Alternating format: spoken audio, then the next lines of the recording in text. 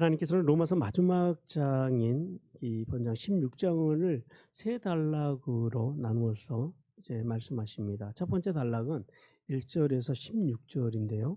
로마서의 전달자였던 이 베베를 추천하면서 로마 교회 성도들에게 문안 인사를 전하는 내용입니다. 그리고 두 번째는 17절에서 20절 말씀으로 거짓 교사에 대한 경계의 말씀을 하십니다. 그리고 세 번째는 21절에서 27절로 사도 바울의 동역자들이 로마 교회 성도들에게 전하는 문안 인사를 전하면서 로마 교회를 향한 축복 기도로 서신서를 마칩니다. 하나님께서는 오늘 본문을 통해서 이름도 없이 빛도 없이 하나님 나라와 구속사를 위해서 수고했던 29명의 이름을 부르십니다. 하나님 나라와 교회를 위해서 그들의 수고를 잊지 않으신다라고 그들을 위로하시면서 말씀하십니다. 하나님께서는 그 귀한 당신의 종들을 향하여 정중하게 칭찬을 하시면서 복음 안에서 비약적으로 발전해 가고 있는 로마 교회에 사도 바울을 통한 편지를 통해서 믿음으로만이 의롭게 되는 이 복음을 더욱 견고하기를 원하셨어요.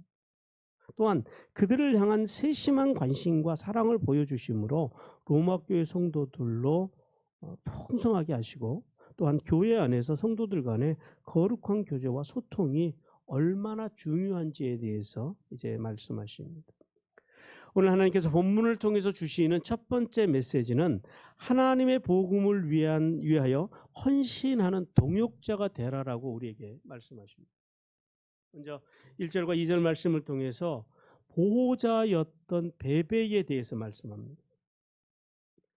하나님께서는 사도 바울이 이제 고린도에서 기록한 이 로마서를 들고 로마 교회에 전달해 줄 수 있는 그 사명을 감당하는 사람으로 여집사 베베를 택하시고 그 베베를 지금 로마 교회로 보내시면서 이제 추천서, 그러니까 오늘 이 본문 16장 1, 2절이 이 베베를 추천하는 추천장이 되는 거예요. 이제 추천을 하면서 추천장을 보냅니다. 이 베베라고 하는 이름의 뜻은 밝다, 빛을 비추다, 이런 이름을 가지고 있습니다. 그래서 많은 성경학자들이 베베가 부유한 여성이었으며 홀로 된 여성이었던 것으로 그렇게 보입니다. 그렇게 말을 합니다.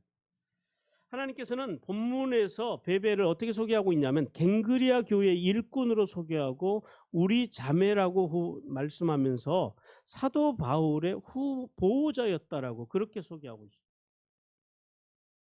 그런 베베를 로마 교회가 합당한 예절, 즉 가족처럼 영접하라는 거예요. 그리고 그녀가 이제 이 로마 교회에서 사역을 잘 감당할 수 있도록 필요한 모든 것들을 도와주라라고 말씀합니다. 그러면 왜 하나님께서는 이 베베 집사에 대해서 이제 이렇게 자세히 이제 이야기하고, 그러니까 추천을 하시면서 그녀를 도와주라고 말씀하셨을까요? 먼저는 베베 집사의 신분을 확실하게 밝혀줌으로 인해서 그녀가 이제 이 로마서를 들고 가서 로마 교회에서 말씀 사역, 복음 사역을 잘 감당할 수 있도록 하기 위함입니다. 왜냐하면 당시에는 교회 안에 이 거짓 교사들이 많이 들어왔어요. 거짓 선지자들이. 그래서 복음이 아닌 그런 것들, 그러니까 그 비진리를 가지고 교회를 어지럽게 하는 일이 자주 발생했습니다. 우리 베드로 후서 2장 1절 같이 읽습니다. 그러나 백성 가운데 또한 거짓 선지자들이 일어났나니 이와 같이 너희 중에서도 거짓 선생들이 있으리라. 그들은 멸망하게 할 이단을 가만히 끌어들여 자기들을 사신 주를 부인하고 임박한 멸망을 스스로 취하는 자들이라. 이런 자들이 교회 안에 많았기 때문에 베베의 신원을 정확하게 밝혀주고, 그리고 이제 베베가 자유롭게 사역할 수 있도록 돕기 위해서 그녀를 추천했다라는 겁니다. 또 한 가지 이유는 베베 집사님이 이제 이 바울의 이 로마서를 들고 이 편지를 들고 이제 로마 교회를 방문하잖아요. 혹시 그 방문하는 과정 속에서 또 남성 중심의 사회에서 또 여성이라고 하는 이유 때문에 혹여라도 뭐 그 일 외에도 혹여라도 마음 상하게 하는 일이 있지 않을까. 물론 뭐 그런 일이 뭐 없었겠지만은 혹시라도 그런 마음 상하는 일이 있지 않을까 싶어서 하나님께서는 사도 바울을 통해서 이제 그녀의 그 사역자로서 마음 상하지 아니하도록 미리 그 베베에 대해서 자세히 추천을 해줘서 모든 필요를 채워서 그녀가 마음 상함이 없이 베베가 자유롭게 평안하게 복음 사역을 감당할 수 있도록 이제 부탁하는 이제 목자의 마음이 그 추천 안에는 담겨 있습니다. 하나님께서는 이렇게 베베 집사를 추천하시면서 하나님의 나라를 위해서 사용되는 사람들, 그러니까 하나님의 나라를 위해서 쓰임 받는 사람들이 어떠해야 하는지에 대해서 두 가지를 말씀하십니다. 첫 번째는 베베의 이름 속에서 우리가 발견할 수 있는 건데요. 첫째는 맑고 밝고 따스한 사람들을 하나님은 사용하신다라는 거예요. 하나님께서는 베베 집사처럼 단정하고 순결하고 깨끗한 양심과 올바른 신앙을 간직한 성도들을 택하셔서 그들을 세우셔서 그들을 복음을 위해 사용하신다라고 말씀하십니다. 그들에게 사명을 주십니다. 그다음에 두 번째는 복음을 위해 사는 사람들은 이 따스한 마음으로 섬길 뿐만 아니라 자신의 물질도 아낌없이 주를 위해서 드릴 줄 아는 사람들을 하나님께서는 사용하신다고 말씀하십니다. 사실은 이 물질의 봉사라고 하는 것은 돈이 많다 그래서 하는 게 아니에요. 그러니까 가난하다고 해서 못하는 것도 아니고 물질이 많다 그래서 하는 것도 아니다라는 거예요. 물질의 봉사는 마음이 없으면 절대 할 수 없는 게 이 물질의 봉사예요. 그러니까 베베나 여러 그 이제 하나님의 사람들이 사도 바울이 복음을 전하는 사역을 위해서 뒤에서 물질의 봉사를 그들이 할 수 있었던 이유, 그들이 주님으로부터 어떤 은혜, 어떤 사랑을 받았는지 알기 때문에 가능하다.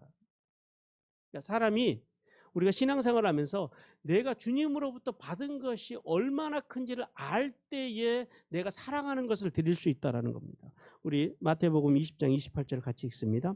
인자가 온 것은 섬김을 받으려 함이 아니라 도리어 섬기려 하고 자기 목숨을 많은 사람의 대성물로 주려 함입니다. 우리를 위해서 자신의 목숨을 들여주신, 목숨을 바치신, 목숨을 주신 예수 그리스도의 그 은혜, 주님의 은혜를 알 때 그 은혜가 우리가 온전히 고백되어질 때 복음 사역을 위해서 자신이 가장 사랑하는 물질도 드릴 수 있게 된다라는 말씀. 성도 여러분, 하나님께서는 베베 집사와 같이 하나님 앞에서 자랑하고 추천할 만한 그런 믿음의 사람들을 오늘도 찾고 계십니다. 그리고 우리에게 그런 베베와 같은 인물들이 되라라고 말씀하십니다. 자신을 위해 살지 않고 복음을 위해 사는 사람, 자신이 가진 하나님이 주신 하나님이 자신 안에 주신 재능과 시간과 열정과 재물을 아낌없이 하나님께 드리고 이제 복음을 위해서 바칠 수 있는 사람, 그런 생명의 부양자의 삶, 즉 뭐예요? 돕고 세우고 살리는 삶, 그런 삶을 살아가는 사람들에게 하늘의 복과 땅의 복을 주신다라고 말씀하십니다. 그리고 3절에서 5절 말씀을 보니까요, 이제 목까지도 내놓은 브루스가와 아굴라에 대하여 주님께서 말씀하십니다. 하나님께서는 베베 집사에 이어서 브루스가와 아굴라에게도 문안 경의를 표한다라고 말씀합니다. 왜냐하면 브루스가와 아굴라는 복음 사역을 위해서 사도 바울을 위해 이제 자기의 목을 사형자의 칼날 아래 내어놓을 정도로 헌신된 사역자였기 때문입니다. 그래서 하나님께서는 바울을 비롯한 이방의 여러 교회들이 이 브루스가와 아굴라 부부에게 감사한다라고 감사의 말을 전합니다. 더 나아가서 브루스가와 아굴라는 자신의 집을 교회로 예배당으로 내놓았습니다. 그래서 그 브루스가와 아굴라, 그러니까 브루스길라라고도 하는데요, 브루스길라와 아굴라의 집 안에 있는 그 교회 모든 성도들에게도 주님은 안부를 전하십니다. 여러분, 우리가 보통 그 부부를 소개할 때 누구부터 하죠? 대개 남편부터 합니다. 근데 독특한 것은 하나님께서 사도 바울을 통해서 이 부부를 소개할 때 언제나 아내를 먼저 추천합니다.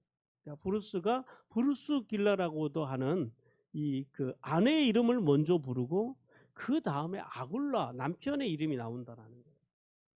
그래서 왜 그럴까라고 이제 저희들이 뭐 성경에 안 나와 있으니까 가정을 해보면 아마도 복음 사역을 감당하는 데 있어서 이제 아내인 브루스가가 훨씬 주도적이었던 것 같아요. 그리고 하나님 나라의 진리와 믿음을 깨닫고 전하는 데 있어서 훨씬 그 아내가 성숙했던 것으로 보입니다. 그러니까 우리가 기질적으로 보면 아내인 브루스가가 담즙 다혈에 가깝고, 그다음에 아굴라는 비록 아내지만은 잘 뒤에서 서포터 해주는 이제 점액 우울의 기질을 가지지 않았을까라는 생각을 해봅니다. 특히 이 그 부분은 그 글라우디오 황제가 로마에서 모든 유대인들을 추방하는 사건이 있었는데, 그때 로마에서 추방을 당합니다. 그리고 고린도에 가가지고 장막을 만드는 일을 하면서 거기에서 이제 복음 사역을 감당합니다. 그리고 사도 바울과 함께 또 선교 사역을 함께 감당하기도 합니다. 아마도 그러다가 이제 고린도에서 글라우디오 황제가 죽은 후에 다시 이제 로마로 돌아와서 로마 교회 지도자가 됐던 것으로 이제 추정을 해봅니다. 이 브루스가와 아굴라 부부는 복음을 위해서라면, 또 복음을 위해서 전생애를 바친 하나님의 사람 바울을 위해서라면 자신의 목을 사형수의 칼날 아래 내어놓을 만큼 하나님 나라와 교회를 위해서, 복음을 위해서 헌신된 사람들이었습니다. 그래서 사도 바울이요, 이 부부를 부을 때는 항상 이렇게 부릅니다. 나의 동역자라고 부릅니다. 사도 바울이 이제 서신서들을 쓰면서 많은 사람들의 이름이 등장하는데요. 이 나의 동역자라고 부르는 사람은 이 부부 외에 5명밖에 없습니다. 디모데, 디도, 마가, 아리스타고, 누가. 그러니까 이 부부까지 합쳐서 이 7명의 사람만 사도 바울이 나의 동역자라고 부릅니다. 이러한 사실로 미뤄보아서 브루스가와 이 아굴라 부부가 얼마나 복음을 위해서 헌신을 했는지는 우리는 알 수 있습니다. 성도 여러분, 세상에서 자기 목숨이 아깝지 않는 사람이 어디 있겠어요? 그런데요, 이 브루스가와 아굴라는 복음을 위해서, 그리고 복음을 위해 살아가는 자신의 목자를 위해서 자신의 목까지도 내어놓을 수 있을 만큼 하나님 나라와 복음에 헌신된 사람. 오늘날 말로는 주님을 사랑한다, 주님을 위해 살겠노라고 수많은 사람들이 고백합니다. 그런데 정작 복음을 위해서 고난의 자리를 말하고 가난의 자리를 말하면 언제 그렇게 고백했냐는 듯이 뒤돌아서서 만문을 쫓아서 살아가는 이 시대의 일부 목회자들과 그리고 일부 성도들의 모습은 하나님의 아픔입니다. 그런데 오늘 우리를 더욱 아프게 하는 것은 그 일부 중에 하나가 나라는 사실, 우리라는 사실이 오늘 우리를 더 아프게 합니다. 여러분, 암살이라고 하는 영화를 혹시 보셨습니까? 이 암살이라는 영화에서 친일파 염석진이 마지막에 독립군들의 총에 의해서 체포단을 당합니다. 그때 자신이 왜 조국과 그리고 같이 독립운동을 하던 이제 그 독립투사들을, 동지들을 배신했는지, 자신이 왜 친일파가 됐는지에 대해서 이렇게 이야기를 합니다. 몰랐으니까. 내가 조선이 독립될 줄 몰랐으니까. 알았으면 그렇게 했겠어 라고 고백을 합니다. 어쩌면 주일이면 교회로 나오는 수많은 자칭 그리스도인들, 수많은 사람들 가운데 많은 사람들이 하나님 앞에 섰을 때 이렇게 고백하지 않을까 싶습니다. 진짜 하나님의 나라가 있는 줄 몰랐어요. 진짜로 하나님의 나라가 있다고 믿었다면 제가 그렇게 살았겠어요 라고 하나님 앞에 고백할 수도 있겠다라는 생각을 해요. 여러분, 그 고백은 우리의 고백이 되지 않기를 바랍니다. 오늘도 하나님께서는 브루스가와 아굴라처럼 하나님의 나라가 확실하게 있음을 믿고 이 땅의 것들에 매이지 아니하고 영원한 하나님의 나라를 바라보고 자기의 목숨까지도 아끼지 아니하고 하나님께서 사도 바울을 통해서 나의 동역자다라고 불러주실 만한 그런 하나님의 사람들로 세워져 가고 성성하고 성숙해 가기를 주님께서 원하십니다. 사랑하는 성도 여러분, 오늘 이제 바울의 동역자, 복음의 동역자로 살았던 베베 집사처럼 복음을 위해서 내가 가진 재능 그리고 물질을 가지고 이제 복음을 위해 살아가는 하나님의 사람들, 하나님의 나라와 하나님의 교회를 위해서 아낌없이 헌신함으로 하늘의 복과 땅의 복을 받으라고 주님께서 말씀하십니다. 또한 부르스가와 아골라 부부처럼 복음을 위하여, 또한 복음을 위해 사는 목자와 성도들을 위하여 돕는 배필로서 자신의 생명까지도 아까워하지 아니하고 나눌 수 있는 삶을 통하여 하늘에 있으리며 땅에 기름진 복을 받기를 주님께서 원하십니다. 이제 계속해서 주님께서 우리에게 주시는 두 번째 메시지는 이겁니다. 하나님은 복음을 위해서 함께 수고한 이들을 절대 기억하십니다. 오늘 먼저 5절에서 15절을 통해서 26명의 무명의 헌신자들에 대해서 주님께서 말씀하십니다. 첫 번째는 에베네도입니다. 우리 5절 말씀 같이 읽겠습니다. 시작. 내가 사랑하는 에베네도에게 문안하라. 그는 아시아에서 그리스도께 처음 맺은 열매니라. 이 에베네로라고 하는 이름은 그 당시에, 그 로마 당시에 아주 흔한 이름이었습니다. 그러니까 찬양을 받을 만한 이런 뜻을 가지고 있었던 이름인데요. 그런데 이 에베네도는 흔한 이름을 가졌지만 결코 평범하지 않은 인생을 살다 간 주님의 사람입니다. 에베네도는 사도 바울이 소아시아에서 복음을 전하면서 3년간 예배소에서 복음을 선교할 때 거기서 처음으로 복음을 영접하고 하나님 앞에서 성별되어 귀 드려진 제물처럼 하나님 앞에서 구별되어 드려진 그런 사역자였습니다. 그다음에 두 번째는 마리아입니다. 6절 말씀 같이 읽습니다. 너희를 위하여 많이 수고한 마리아에게 문안하라. 신약 성경에는요 6명의 마리아가 나옵니다. 예수님의 어머니 마리아, 막달라 마리아, 야고보의 어머니 마리아, 글로바의 아내 마리아, 마르다의 동생 마리아, 그리고 마가 요한의 어머니 마리아. 근데 이 마리아는 어떤 마리아인지는 몰라요. 그런데 한 가지 확실한 건 뭐냐면은 그녀가 로마 교회 안에서 복음을 위해서, 교회를 위해서 육체가 피곤할 만큼 헌신하고 수고를 아끼지 아니했다라는 거예요. 그리고 사도 바울을 물질로 후원했던 유대 출신의 사역자로 보여집니다. 그 다음에 세 번째는 안드로니로입니다. 그 다음에 네 번째는 유니아입니다. 이 안드로니로의 이름은 승리의 만담이라고 하는 그런 의미를 가지고 있고요. 유니아는 유니아스의 이름, 유니아스라고 하는 그 이제 말의 줄임말입니다. 그러니까 이분들이 정확하게 어떤 인물인지는 몰라요. 그러나 이 본문 속에서 우리가 알 수 있는 것은 첫째 이 두 분은요, 두 사람은 남성입니다. 여성이 아니에요. 그 다음에 또 하나는 뭐냐면 오늘 사도 바울이 이렇게 그들을 소개합니다. 나의 친척이라고 그럽니다. 바울의 친척이라고 고백하는데 이 친척이라는 단어가 일가, 친족 뭐 이런 뜻도 있지만은 고향 사람, 그 다음에 나랑 같은 동양인 사람, 그러니까 유대인이 유대인을 친밀하게 부를 때 사용하기도 했던 단어입니다. 그러니까 이 안드로니로와 유니아는 사도 바울의 친척일 수도 있고 그냥 같은 유대인, 같은 고향 사람일 수도 있다라는 거예요. 그런데 더 중요한 것이 있는데 뭐냐면은 이 사람들은 이들이 사도 바울보다 이분들이 예수님을 더 먼저 영접했던 사람들이고 오늘 본문에 보니까 그래요. 사도들에게 존중이 여겨진 분들. 이 직역을 하면 이렇게 돼요. 그들은 사도들 가운데서 유명한 사역자들이었다. 그러니까 그 초대교회에는 예수님께서 택하신 12명의 사도, 그리고 나중에 이제 부르신 13번째 사도 바울 사도. 그러니까 주님이 부르신 사도 외에도 그 복음을 전하는 사도라고 지칭되는 사람들이 있었습니다. 왜냐하면 이 사도라고 하는 이름이 그 이제 헬라어로 아포스톨로스거든요. 이게 무슨 뜻이냐면 보냄을 받았다라는 거예요. 그러니까 그 당시에 복음을 위해서 보냄을 받은 사람들을 보통 그 사도라고도 부르기도 했다고 합니다. 그러니까 그 이제 안드로니로와 유니아는 사도의 반열에 오른 사역자들로서 이제 사도 바울과 함께 감옥에 갇힐 정도로 열정적으로 복음에 헌신되었던 그런 하나님의 사람들입니다.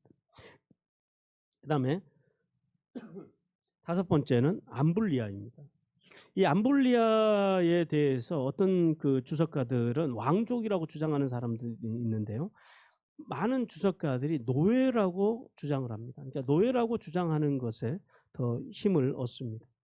이 암블리아는 노예로 본다면 암블리아는 노예이면서도 로마 교회 안에서 아주 중요한 위치를 차지했던 것으로 보입니다. 특별히 하나님께서 사도 바울을 통해서 이제 암블리아에 대해서 이렇게 이제 말합니다. 내 사랑하는, 그러니까 내가 유난히도 사랑하는 이런 이제 호칭을 통해서 이제 사도 바울이 인간적인 관계를 뛰어넘어서 이 암블리아에게 특별한 예정을 가진 그런 사역자로 보여집니다. 그다음에 여섯 번째는 우르바노입니다. 우르바노라고 하는 말은 세련된 이런 이름을 가지고 있는데요. 노예였으며 이제 복음을 위해 헌신된, 오늘 본문에 보니까요, 동역자라고 그렇게 소개합니다. 그다음에 일곱 번째는 수다구입니다. 수다구. 이 수다구라고 하는 말은 그 수타큐스의 줄임말로 이삭, 그러니까 곡식의 첫 열매라고 하는 뜻을 가지고 있어요. 그런데 이 이름은 당시에 흔한 이름이 아니라, 일반인들이 썼던 이름이 아니라 왕족들 가운데서 발견되는 이름입니다. 그래서 이제 주석가들은 이 스다구가 귀족 출신, 왕족 출신이었을 거라고 그렇게 추정을 합니다. 그다음에 여덟 번째는 아벨레입니다. 아벨레는 오늘 본문에 보니까요, 극심한 고난의 과정을 극복하고 그리스도 안에서 많은 성도들의 인정과 존경을 받은 충성스러운 사역자라는 거예요. 그러니까 아마도 이제 복음을 위해서 큰 고난을 당하고 믿음으로 남들보다 더 높은 승리를 이루어서 사람들로부터 존경을 받았던 그런 인물로 보여집니다. 그 다음에 아홉 번째는 아르스도블로입니다. 아리스도블로는 자신의 가족뿐만 아니라 일가 친척, 심지어는 자신에 속한 모든 종들까지도 복음을 믿게 했던, 부유했던 그런 인물로 보여집니다. 그 다음에 열 번째는 헤르디온입니다. 헤르디온도 아드로니로와 유니어와 마찬가지로 복음을 위해서 헌신했던 바울의 친척 내지는 유대 동족으로 보여집니다. 그 다음에 11번째는 나기수인데요. 나기수의 가족이라고 하는데, 이 나기수라고 하는 사람이 재밌는 사람입니다. 이 나기수라고 하는 사람은 티베리우스 황제 때에 노예로 있다가 자유민이 된 사람이에요. 이 사람이 예수를 믿었던 사람은 아니에요. 이 나기수는 권무술수가 능한 자로 AD 54년에 네로의 어머니인 아그리피나의 미움을 사서 이제 처형을 당하게 됩니다. 그래서 처형을 당하니까요, 그 나기수의 모든 재산이 다 황제의 이제 소유가 되게 됩니다. 그때 이제 나기수에게 속해 있던 노예들이 그 아르스토블로의 가족처럼 예수님을 영접하게 되었고, 그 후로 그 무리들을 나기수의 가족이라고 그렇게 불렀다고 합니다. 그리고 12번째는 두르베나, 그 다음에 13번째는 두루보사입니다. 이 두루베나는 섬세한이라는 그 의미의 이름이고요. 그 다음에 두루보사는 고상한이라고 하는 그런 이름의 의미입니다. 그러니까 그 이름으로 보아서 이 여인들이 귀족 출신의 쌍둥이나 혹은 자매로 그렇게 추정을 합니다. 그녀들은 귀족이었음에도 불구하고 풍요로운 생활에 안주하지 않고 복음을 위해서 열심을 다했다라고 본문에서 그렇게 기록하고 있습니다. 그 다음에 14번째는 버시입니다. 버시는 페르시스라고 하는 의미인데요. 말인데요. 페르시스라고 하는 이 헬라어는 페르시아 여인, 그러니까 이 버시는 페르시아 출신의 여성이었는데 노예였다가 이제 나이가 들어서 해방이 된 사역자로 보입니다. 왜냐하면 이 두루베나와 두루보사에게 사용했던 수고한이라고 하는 단어는 현재 진행형으로 써요. 근데 오늘 버시에게 많이 수고하고라고 하는 이 단어는 과거형으로 씁니다. 그러니까 버시는 과거에는 젊었을 때는 복음을 위해서 열심히 활동하던 이제 여성 사역자로, 지금은 과거의 젊은 날처럼 그렇게 활달하게 복음을 전하지는 못했지만 이제 교회 어른으로서 이제 상당한 영향력을 가지고 있었던 그런 사역자로 보여집니다. 그 다음에 15번째는 루포입니다. 그리고 16번째는 그의 어머니인데요.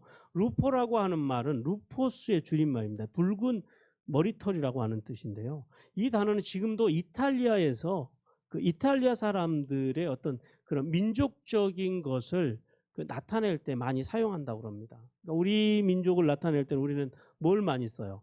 백이 민족이라는 단어를 쓰잖아요. 그러니까 여기도 이 루포스라고 하는 말이 유대 그 이탈리아 사람들의 어떤 민족적인 특징을 나타내는 그런 단어로 쓴다라고 그 기록에 보니까 되어 있더라고요. 근데 이 루포가 누구냐면요, 마가복음에서 기록된 예수님을 대신해서 십자가를 진 사람이 있었죠. 구레네 시몬. 그 구레네 시몬의 아들이 이 루포입니다. 우리 마가복음 15장 21절 같이 읽습니다. 마침 알렉산더와 루포의 아버지인 구레네 사람 시몬이 시골로부터 와서 지나가는데 그들이 그를 억지로 같이 가게 하여 예수님의 십자가를 지우고, 루포는 교회 안에서 헌신된 자세로 이제 그 모범적이고 또 탁월한 신앙생활을 했으며, 그의 어머니는, 그러니까 이 구레네 시몬의 아내죠, 그의 어머니는 복음을 위해서 살았던 바울을 아들과 같이 사랑으로 보살폈다라고 오늘 성경이 말씀합니다. 여러분, 루포의 아버지였던 이 구레네 시몬, 그가 비록 자원함으로 진 십자가는 아니었지만 모든 인류의 죄를 짊어지시고 골고다에 오르시는 예수님을 대신해서 십자가를 지으신 그 인연이 이제 이렇듯 그 아내와 그 아들이 로마 교회의 이제 지도자로 성장하는 자리까지 오게 했다라는 것. 그래서 우리가 이 사실을 통해서 억지로라도 우리가 주님의 사명을 감당하면 하나님께서 그의 가정과 그의 후손을 책임져 주시고 복을 내려 주신다는 사실을 알라라고 말씀하십니다. 그리고 17번째는 아순그리도고요. 18번째는 블레곤, 19번째는 허메, 그다음 20번째는 아드로바, 21번째는 허마입니다. 이 5분은 굉장히 밀접한 관계가 있는 인물이었던 것 같아요. 한 부모님 밑에서 태어난 형제들일 수도 있고요. 아니면 교회 안에서 이제 그리스도 안에서 영적인 형제로 함께, 예를 들면 오총사처럼 이렇게 교회 안에서 상당한 선한 영향력을 가지고 성도들의 연합을 위해서 힘썼던 인물이 아닌가라고 추정을 해봅니다.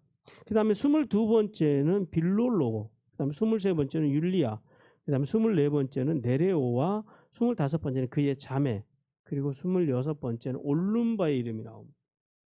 그런데 먼저 그 빌롤로고와 율리아는 부부로 추정이 됩니다. 그리고 이어서 나오는 네레오와 그의 자매는 그들의 자녀가 아닐까라는 그 추정을 해봅니다. 그리고 이제 마지막 그 올룸바라고 하는 이름인데요. 이 올룸바라고 하는 이름은 그 당시에 그 이방 종교의 대표적인 신전이었던 그 올림푸스와 어원이 똑같아요. 그래서 이제 많은 학자들은 그 신전, 그러니까 올림푸스에 있는 그 신전에서 봉사하는 노예가 아닌가라고 추정을 해 봅니다. 자, 우리가 이제 26명의 인물에 대해서 이제 어떤 사실에 입각해서 어떤 경우에는 이제 추정을 하면서 우리가 함께 그들이 어떤 상황 속에서 하나님을 섬기고 교회를 섬기는지에 대해서 함께 살펴봤습니다. 여러분, 누군가가 내 이름을 기억해 준다고 합니다. 더구나 아주 위대한 사람, 유명한 사람이 내 이름을 기억하고 불러준다고 하는 것. 그것이 우리에게 어떻게 다가올까요? 굉장히 아마 우리의 삶을, 우리의 마음을, 우리의 생각을 풍요롭게 하고 굉장히 우리의 자존감을 높여줄 거예요. 그런데 여기 위대한 사도 바울을 통해서 하나님께서 불러주신 이름들이 있어요. 아름다운 이름들이 있어요. 여기 28명의 이름들. 그들은 이 로마서가 이제 베베에 의해서 낭독이 되면서 마지막 16장에서 그들의 28명의 이름들이 이렇게 낭독이 될 때에 아마 그들은 굉장히 행복했습니다. 그런데요, 이들의 이름이 어떻게, 왜 불려졌는지를 우리는 알아야 합니다. 그들 앞에 붙어 있는 수식어를 우리는 한번 좀 살펴보아야 합니다. 하나님이 이름을 불러주는 사람들에게는요, 특징이 있더라라는 거예요. 같이 한번 읽어봅니다. 그리스도 안에서 나의 동역자, 내 목숨을 위하여 자기 목숨이라도 내어놓았다. 아시아에서 그리스도께 처음 익은 열매, 많이 수고한, 친척이요 나와 함께 갇혔던, 나보다 먼저 그리스도 안에 있는, 사랑하는, 그리스도 안에서 인정함을 받은 택하심을 입은 내 어머니. 이게 주님께서 불러주시는 그 이름들 앞에 붙었던 수식어였다.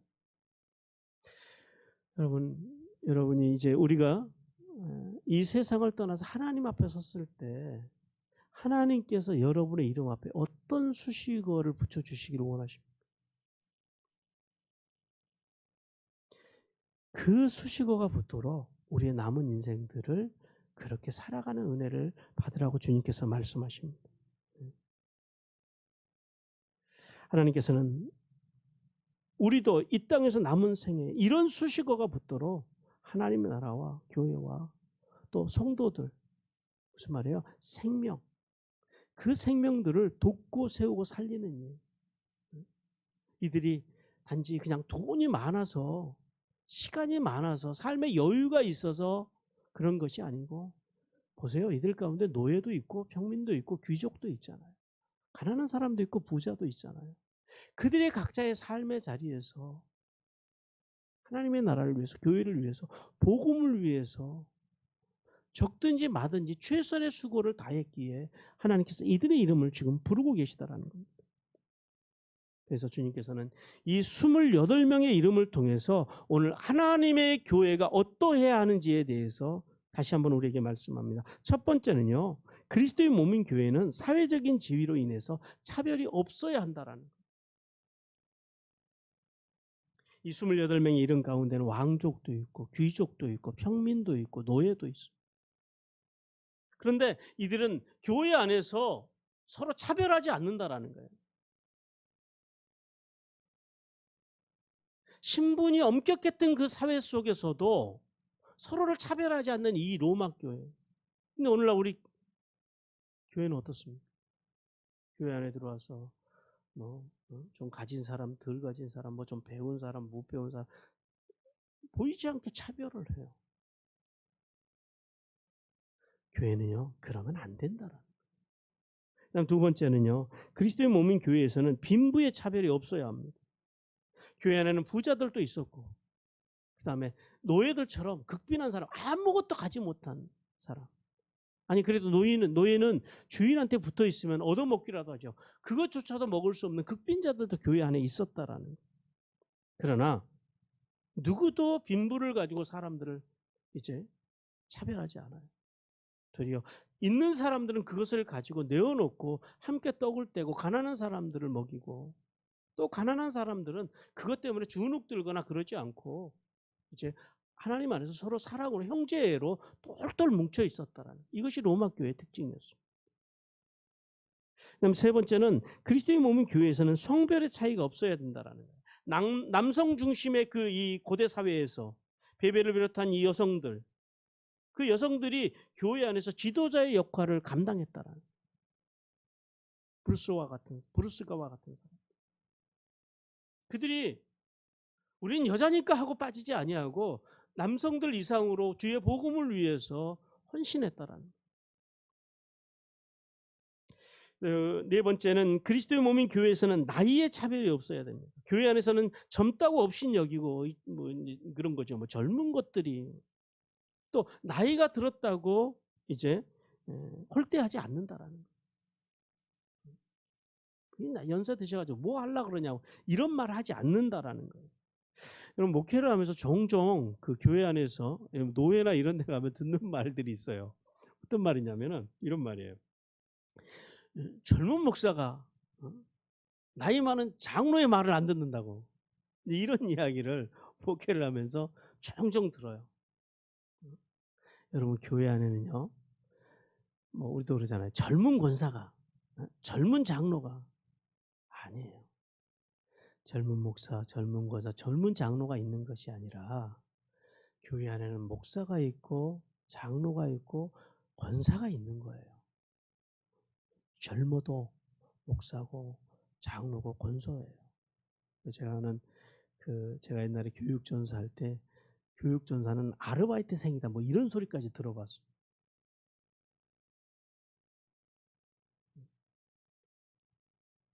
교회 안에서는, 그리스도의 몸인 교회 안에서는 이 나이에 상관이 없이 각자 상관없이 질서와 하나님의 질서를 따라서 서로 존중함이 있어야 한다라는, 최소한 복음사에게 있어서는 그래야 한다라는. 마지막 다섯 번째는 그리스도의 몸인 교회 안에서 인종의 차별이 없어야 됩니다. 오늘 이 로마 교회 안에는 유대인도 있었고 헬라인도 있었고 보시처럼 페르시아인도 있었고 다양한 사람들이 섞여서 있었지만은 인종을 가지고 서로 차별하지 않았다라는 거예요. 그리고 서로를 귀히 여기고 섬기는 로마 교회. 우리는 그 모습을 통해서 우리도 우리 사회 속에 들어와 있는 이주민들을 차별하지 않는 교회가 되어야 합니다. 마지막 이제 16절을 통해서 그 영적인 연대로 교회를 교회답게 하라고 주님께서 말씀하십니다. 하나님께서는 교회의 주인이 되시는 그리스도 안에서 모든 성도들이 사랑의 교제로 연합해야 한다라고 말씀합니다. 오늘 본문에 보면요, 거룩한 입맞춤으로 서로 이제 인사하라고 합니다. 서로 문안하라고 합니다. 이게 무슨 말이냐면 무질서한 이교도들처럼 서로 그런 입맞춤이 아니라 형제는 형제끼리, 자매는 자매끼리 그 당시에 사랑을 나누는, 사랑의 인사를 나누는 법이 바로 입맞추는 거예요. 볼을 맞추고. 우리로 말하면 악수죠. 서로 악수하는 거예요. 이것은 뭘 의미하냐면 단순히 어떤 행위적인 것이 아니라 교회 안에서 교제가 얼마나 중요한지에 대해서 말씀해 주는 겁니다. 우리가 교회 안에서 같이 예배하고 성경 공부하고 기도해야 하는 거, 이것이 본질이잖아요. 이거는 뭐 두말할 것도 없이 중요한 거예요. 그러나 교회 안에서 이거 못지않게 중요한 것이 또 있다라는 거예요. 그게 뭐예요? 교제예요. 성도 안에 있는 교제.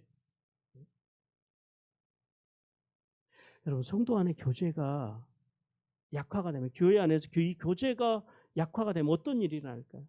그래서 교회 안에서 수많은 오해와 불신들이 생겨난다는 거예요.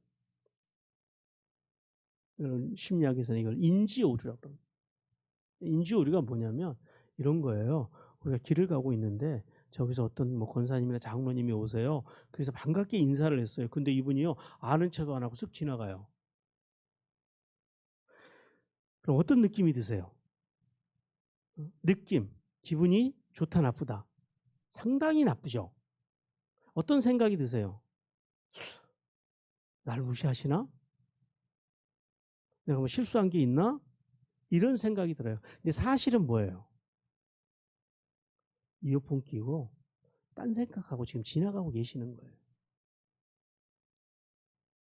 여러분 아세요? 여러분들이 오늘 하루를 살아가면서 맞다고 생각하는 최소한 80%, 90%가 다 인지오류라는 거예요. 수많은 사람들이 그 인지오류에 빠져 살아요. 그리고 그 인지오류에 빠져서 혼자 소설을 쓰고 그 속에서 혼자 상처받고 혼자 아파하고 상대방은 아무런 의도도 없는데 그런 경우가 허다하다라는 거예요. 왜 그런 문제가 생기냐면 교제가 없어서 생긴다. 교제하면서 가서 아이고 장로님 그때 제가 그때 뭐 제가 인사를 드렸는데 그때 아이고 그때 제가 딴 생각하느라고 그러셨냐고 못 봤다고 이렇게 하면 다 풀릴 건데 우리는 장로님이 나를 미워하고 목사님은 누구만 좋아하고 뭐 예를 들면 돈 많은 사람 인사만 받고 뭐 나는 가난하다고 인사 안 받고 이런 온갖 인지 오류들로 교회 안에서 넘쳐나고 있다라는 거예요. 그냥 와서 간단하게 물어보면 끝날 일을 왜 그러냐면 교제가 약화돼서 그렇다. 우리가 성도의 교제가 약화되잖아요. 그러면요 사랑의 끈이 풀어져요. 그럼 그 사이로 뭐가 들어와요? 마귀라고 하는 놈이 들어와요. 그리고 와서 서로 온갖 오해와 험담이 쌓이게 만든다라는 거예요. 주님께서는 그러지 말라라는 거예요. 그러므로 우리가 코로나로 인해서 자유롭게 교제할 수 없는 어려운 시절이긴 하지만 그럼에도 불구하고 어떤 SNS나 전화 같은 것들을 통해서 성도의 교제가 멈춰지지 않는 은혜가 임하기를 주님께서 원하십니다. 사랑하는 성도 여러분, 하나님은 복음을 가지고 하나님의 나라와 교회를 위해 헌신한 사람들을 언제까지나 기억하시고 또한 그와 그의 후손들에게 복을 주시겠다고 약속하십니다. 우리 신명기 7장 9절 말씀 같이 읽습니다. 그런즉 너는 알라 오직 내 하나님 여호와는 하나님이시요 신실하신 하나님이시다. 그를 사랑하고 그의 계명을 지키는 자에게는 천대까지 그 언약을 이행하시고 인애를 베푸시되 여러분 우리가 세상을 떠나서 하나님의 나라에 입성할 때를 한번 생각해 보십시오. 천국 나팔소리와 함께 우리의 이름이 불려지는 거예요. 그리고 우리의 이름 앞에 어떤 수식어가 붙는 거예요. 하나님의 교회를 위해서 수고를 많이 한 누가 지금 천국으로 들어가고 있다. 라고 우리의 이름이 호명될 때 얼마나 천국에 입성할 때 감격스러웠겠습니까? 그런 복을 받으시기를 주님께서 원하십니다. 그저 앞에 붙여줄 이름이 없어서 이름 석자 부르고 부끄럽게 천국에 들어가는, 어쨌든 예수 믿으면 구원은 받으니까 그런 이름이 아니라 앞에 화려한 수식어가 붙어. 여기 28명의 이제 29명의 그 하나님의 사람들처럼 주님께서 추천하실 만하고 앞에 수식어를 붙여서 이제 칭찬할 만한 그런 신앙, 그런 인생의 복을 받으라고 주님께서 말씀하십니다. 여기 베베를 포함한 29명의 이름들. 그들이 그 수식어가 붙고 그 주님께서 그 이름을 기억해 주신 이유는 다른 게 아니에요. 건축원금을 많이 하고 무슨 사람들에게 가서 뭘 많이 하고 많은 돈이나 이런 게 아니고 많은 시간을 들이고 이런 게 아니고 뭐예요? 다 하나님의 나라와 교회와 사람을 세우는데, 복음으로 그들을 세우는데 그들이 헌신했다라는 거예요. 그들이 전 시간을 다 헌신했겠어요? 아니요. 여기는 귀족도 있고 평민도 있고 노예도 있잖아요. 귀족은 귀족만큼, 노예는 노예만큼 각자 자기가 할 수 있는 만큼 하나님의 나라와 교회를 위해서 자신들이 온갖 수고를 다 한 거예요. 마음으로 수고를 한 거예요. 나는 누구만큼 시간이 없는데요. 나는 누구만큼 돈이 없는데요. 그것은 전혀 문제가 되지 않아요. 오늘 나에게, 내 주변에 있는 나에게 맡겨진 생명들, 가정에서부터, 내 바운더리서부터 가서 돕고 세우고 살리는 삶을 살아가는 거예요. 그래서 하나님이 주신 더 큰 영향력을 주시면 더 크게 섬기면 되는 거고요. 그러한 섬기는 삶, 하나님께서는 그렇게 복음 안에서 본질을 붙잡고 살아가는 사람들, 그 사람들의 이름을 기억하시고 복을 주신다고 말씀하십니다. 이제 오늘 이 29명의 이름들처럼 귀하게 이 땅에서 하나님의 나라와 복음을 위해 살다가 이 땅에서부터 천국에 이르기까지 하나님께서 기억하시는 이름이 되는 복을 받는 성도들이 되기를 주님께서 원하십니다. 우리 이 시간 함께 결단 찬양을 드립니다. 주께서 주신 동산에 땀 흘리며 씨를 뿌리며 내 삶을 드리리. 이 29분의 고백이거든요. 이 고백이 오늘 이 시간 우리의 고백이 되기를 주님께서 원하십니다.